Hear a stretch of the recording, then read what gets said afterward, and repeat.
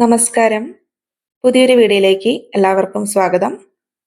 ഇഡ്ഡലിക്കും ദോശയ്ക്കും side ഡിഷായിട്ട് കഴിക്കാൻ പറ്റുന്ന വളരെ ടേസ്റ്റി ആയിട്ടുള്ള വെളുത്തുള്ളി ചമ്മന്തിയുടെ റെസിപ്പി ആയിട്ടാണ് ഇന്ന് വന്നിരിക്കുന്നത്.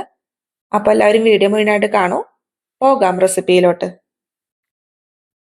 ചമ്മന്തി തയ്യാറാക്കാനായിട്ട് ഞാനിവിടെ ഒരു പാൻ ചൂടാവാനായിട്ട് വെച്ചിട്ടുണ്ട്.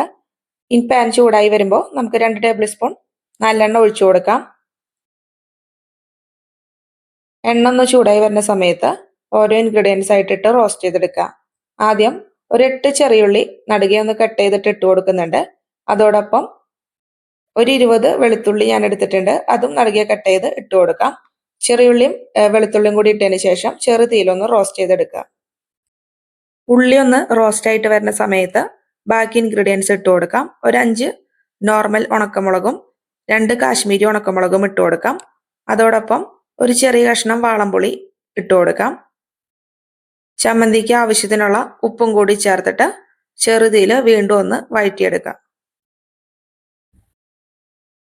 ഇനി അടുത്തതായിട്ട് ഇതിലോട്ട് ഒരു 1/4 കപ്പ് നാളികേരം ചിരകിയത് ചേർത്ത് കൊടുക്കുകയാണ്. നാളികേരം ചേർത്തതിന് ശേഷം 1-2 മിനിറ്റും കൂടി മാത്രം ഒന്ന് റോസ്റ്റ് ചെയ്തെടുക്കാം. ഓവറായിട്ട് നാളികേരം മൂപ്പിച്ചെടുക്കേണ്ട ആവശ്യമില്ല. 2 മിനിറ്റോളം മാത്രം റോസ്റ്റ് ചെയ്താൽ മതി. ചമ്മന്തിക്ക് ആവശ്യമുള്ള എല്ലാ ചേരുവകളും റോസ്റ്റ് ചെയ്തെടുത്തിട്ടുണ്ട്. ഇനി ചൂടാറിയതിനു ശേഷം മിക്സിയിലിട്ടൊന്ന് അരച്ചെടുക്കാം. ഫൈനായിട്ട് അരച്ചെടുത്തിട്ടുള്ള ചമ്മന്തി മറ്റൊരു സെർവിങ് ബൗളിലോട്ട് ഒഴിച്ചു കൊടുക്കാം. ഇനി ചമ്മന്തിയിലേക്ക് ആവശ്യത്തിനുള്ള താളിപ്പ് റെഡിയാക്കാം. അതിനായിട്ട് ആ സെയിം പാനിലോട്ട് തന്നെ 2 ടീസ്പൂൺ നല്ലെണ്ണയും കൂടി ഒഴിച്ചു കൊടുക്കുകയാണ്. എണ്ണ ഒന്ന് ചൂടായി വരുന്ന സമയത്ത് 1 ടീസ്പൂൺ കടുക് ഇട്ട് കൊടുക്കാം. അതോടൊപ്പം 1 ടീസ്പൂൺ ഉഴുന്നും കൂടി ഇട്ട് കൊടുക്കാം. കടുക് ഉഴുന്നൊന്ന് പൊട്ടി വരുന്ന സമയത്ത് ഒരു തണ്ട് കറിവേപ്പിലയും കൂടി ഇട്ട് കൊടുക്കാം. താളിപ്പ് ചമ്മന്തിയിലേക്ക് ചേർത്തിട്ട് നന്നായി ഒന്ന് മിക്സ് ചെയ്തെടുക്കാം.